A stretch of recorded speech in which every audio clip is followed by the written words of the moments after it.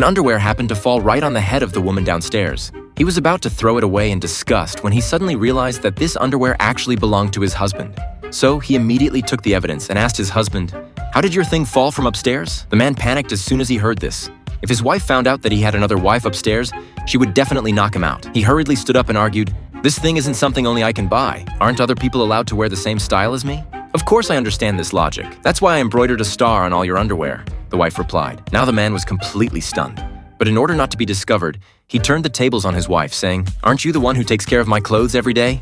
How did it end up upstairs? I was about to ask you." Just as he thought he was going to get away with it, the maid of his other wife upstairs suddenly came looking for him.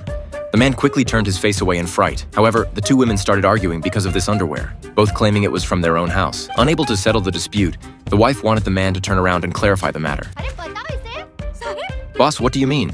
This thing was originally mine," the maid said. The man didn't give her a chance to say anything more and kicked her out. Afterwards, afraid that the maid would go back and tell on him, he deliberately sent his wife away and ran to the door, muttering to himself, "Thank you, sister-in-law, for picking up this thing for me." "What? The coffee's ready? Then I'll have a cup." Fortunately, the maid's IQ was too low.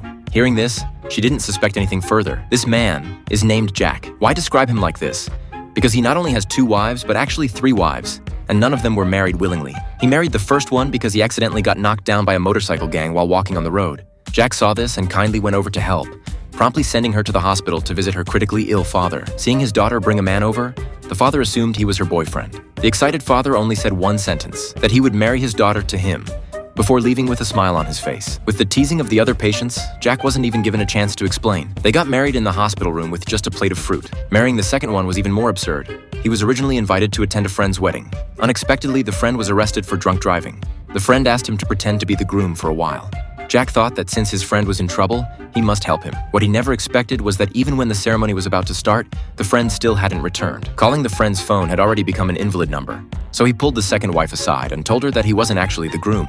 To his surprise, the second wife not only wasn't shocked, but said that Jack was the one she wanted to marry. It turned out that the friend had used Jack's photo to go on a blind date. The second wife had chosen Jack after just one glance at the photo. For this, her family had even paid the friend a $5 million fee. Only then did Jack realize that he had been sold out by his friend. He told the second wife, "I was tricked. I can't marry you, but so many guests have come now. If you back out of the wedding and don't marry me, how will I live in the future?